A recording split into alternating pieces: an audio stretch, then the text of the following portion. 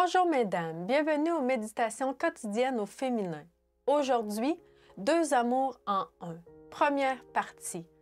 Proverbe 5, 19 dit ceci.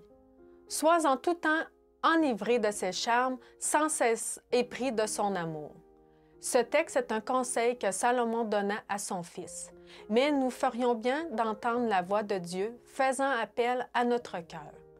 Transposons ce message à notre vie. Nous sommes la fiancée du Christ qui est exhortée à ne jamais perdre son premier amour. Lorsque nous acceptons Jésus comme notre sauveur personnel, nous décrivons qu'il est facile de l'aimer, car l'Écriture affirme que Dieu nous a aimés le premier. 1 Jean 4, verset 19. Mais à mesure que le temps passe et que nous affrontons les défis de la vie chrétienne, nous commençons à sentir le poids du fardeau sur nos épaules. Nos yeux se baissent pour regarder les pierres du chemin au lieu de discerner la gloire des demeures célestes. Nous nous mettons alors à chanceler et à trouver ses défauts à ce qui auparavant nous paraissait parfait.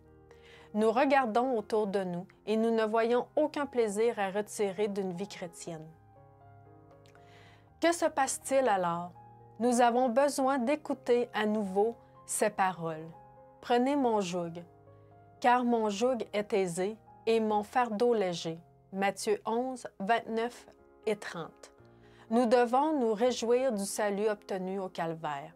Nous n'avons aucune raison de chercher de l'eau dans les citernes crevassées. Jésus lui-même nous dit, « Si quelqu'un a soif, qu'il vienne à moi et qu'il boive. » Jean 7, verset 37.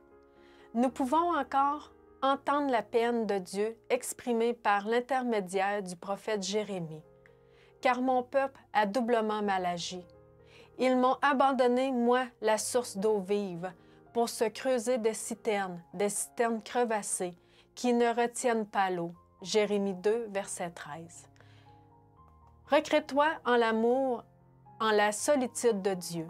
Pense aux cicatrices du Christ, brisées pour toi.